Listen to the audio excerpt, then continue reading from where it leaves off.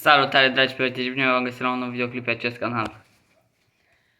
Astăzi m-am decis să vă mai arăt eu și fac fazanii.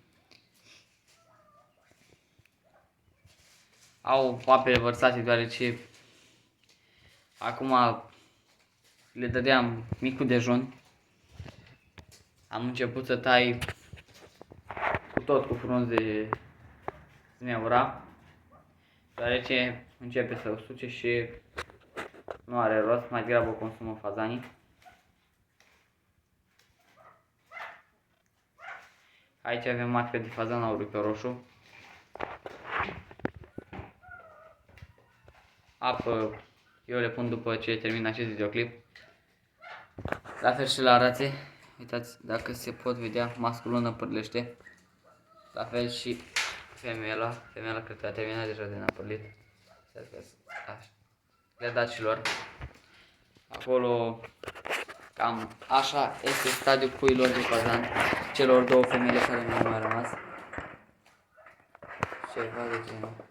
Ia uitați-le, pe apă, băgam tot apă. Așa este stadiul lor. Foarte bine dezvoltate, foarte frumoase. Aici am matca mea de fazan auriu cu roșu. Masculul cred că încă năpârlește, la fel și femelele.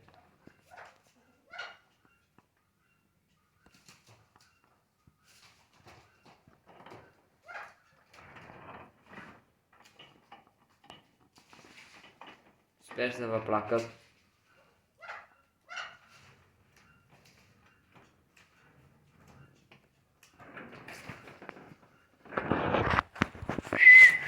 Aici am pereche de americani, unde am avut legali. Dacă n-ați văzut videoclipul când ne-a dat drumul, v-aș recomanda. Încă pe această cale care ați mai rămas la acest videoclip să vă uitați până aici și mulțumesc persoanelor care au văzut acel videoclip, cum să deosebiți pui de cochen, de mascul și de femelă. Am făcut, știu că la acel videoclip 79 de vizionări, deci dacă nu v-ați uitat, vă rog frumos, uitați-vă și lăsați un like pentru a face cât mai multe vizionări, cât mai multe like-uri, ca să creștem această comunitate, să facem și noi un canal mare de YouTube și să aduc diferite lucruri, spre diferite păsări și animale foarte interesante. Masculașul, tocmai și le-am pus și lor apă.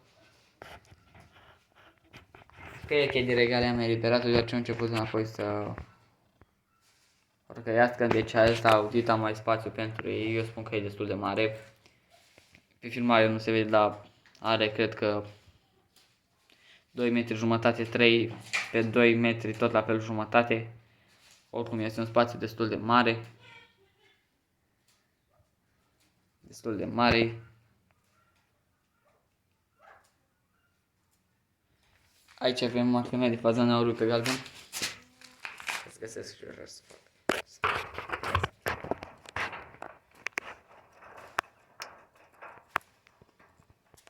Masculul începe din ce în ce mai tare să se îngălbenească. La fel și eu primiți zmeură, ca și fazan auriu pe roșu. Asta și matca pentru 2024, pentru primăvara anului 2024. Ia uitați masculul cât de frumos este. Ceva rar întâlnit.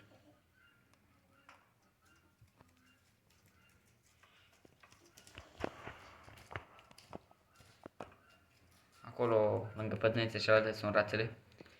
Vreau să le scot de aici, vreau să fac spațiu afară, dar acum totul costă și spațiile s-au scumpit, adică materialele s-au scumpit foarte tare și nu mai poți construiești ca mine la fel de multe lucruri. Mult mai ieftine, acum le construiești foarte, foarte scump. Din păcate.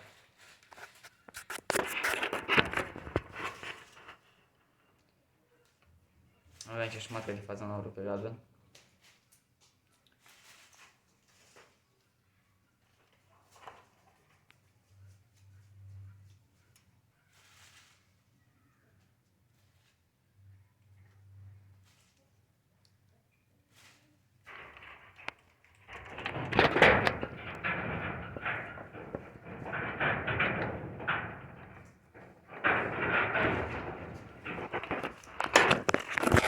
Deci aici au mai rămas fazanii, ratele și 2 făzănițe și o pereche de porumbe americani.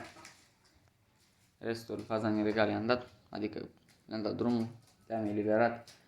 Decât să-i tai, le-am făcut CT pe anul trecut, decât să-i tai, mai degrabă le-am dat drumul. A început anul timpul bolilor, toamnă, deoarece ploile care se ridică de la plământ cu virus, când se evaporă, se sui înapoi în nori și iarăși plouă și tot așa se mulțesc microbii. Și pentru păsări acum e o perioadă mai dificilă, în opinia mea. Mai ales pentru păsările tinere, care este prima toamnă la ele.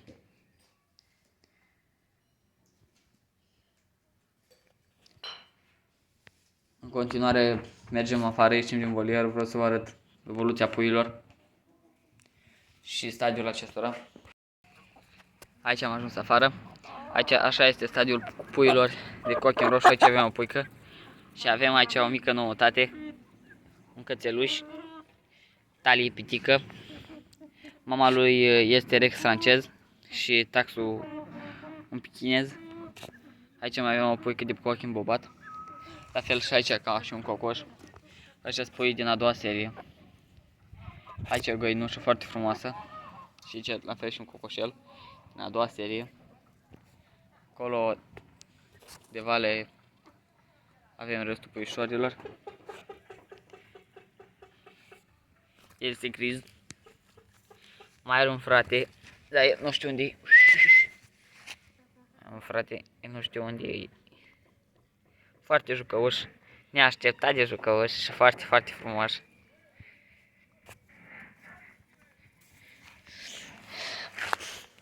A, uitați că l-am găsit și pe Fraxul. Ce faci tu, bă? Ce faci? La fel este și el un meties foarte frumos și foarte jucăuș. Decât să le dea drum. Pisara te-am că eu doi căței. Foarte, foarte frumoși.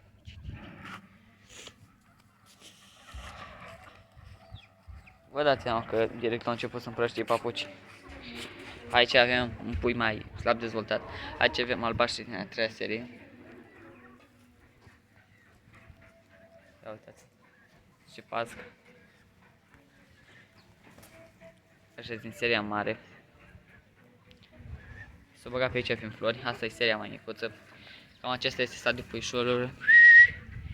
Avem și exemplare foarte, foarte reușite și mai inferioare exemplarilor iar așa de reușite.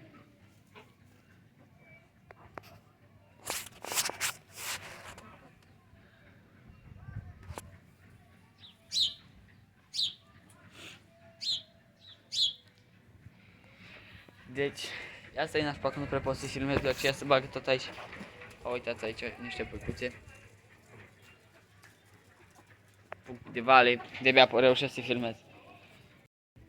Așa de jucăuș și așa de motiv și așa de... Uitați, deci uitați, vedeți, pe șcaf, uitați așa de un picior. Deci imaginați-vă că... Stai. Atâta un cățel. Atâta din alt, atât. Ca să faceți o idee, atât e din alt. Aici o pecuță de cochi în albastru. Cred că sunt mai albăstresc, n-am mai văzut niciodată cochi în albastru, nu știu. Mi-am luat eu acum niște ouă și am scos asta. Aici un cocoș de bobat. Foarte, foarte închis, foarte frumos. Ce o găinușă foarte frumoasă și altă la fel. Cocoș de negru. Acum a venit și Fraxul. Hai încoace. Aici. Aici. A plecat, el e mai... Da? Aici ce mai avem? Mai avem ceva de aici și de aici. Un cocoș de roșu, cu ochii în galben, scuzați. Mai zăpăciți, care sunt mai zăpăciți. Aici avem și cocoșul de cochi în galben, albastru, care e aici la mâncare. În continuare văd că vin pui din deal. Din vale, scuzați. Asta negru e foarte frumos și asta albastru e foarte frumoasă. Cocoșii, mai ales de roșu, sunt foarte, foarte elegant și foarte frumoși. Și haideți, dacă tot am ajuns în partea asta a curții, haideți vă aduc căprițele. Ce faci, Teddy? Aici îl avem pe adevăratul paznic, veteran, medalii, mănâncă numai mâncare de ce scumpă, crânțănele de cele scumpe. Teddy are în jur de vreo 9 ani cățelul ăsta, deci un cățel foarte frumos și foarte paznic, adevărat, nu ca ales. Mamă, au, picior, câine. Aici avem căprițele. Stați ca să le filmez așa. Căprițele, nu știu cât de bine se vede. Bibi. Cred că până la urmă 2 secunde ca să intru. Anul acesta din care te francez de la opinie originale vom scoate numai behăiat dacă mă enervez. Din asta și cu asta, din Tina și Cupela, cred că mă fac scoate iezi pentru matca anului 2025. Aici ăștia metișă și cu Stella. Metiși. Cresc mari, au destul de multe kilograme, cred că au vreo 20-30. Ceva gen 25, cred, nu știu, mă... Stella, Bella, Tina. De asta vă spun, dacă tot am trecut pe aici, haideți să vă le prezent, nu prea fac videoclipuri așa de cu ele. Eu știu, mizerii trebuie să fac zilele acestea curățenii. Am mai avut timp de ce am început liceul și după amiază și... Da. Dar... foarte frumos.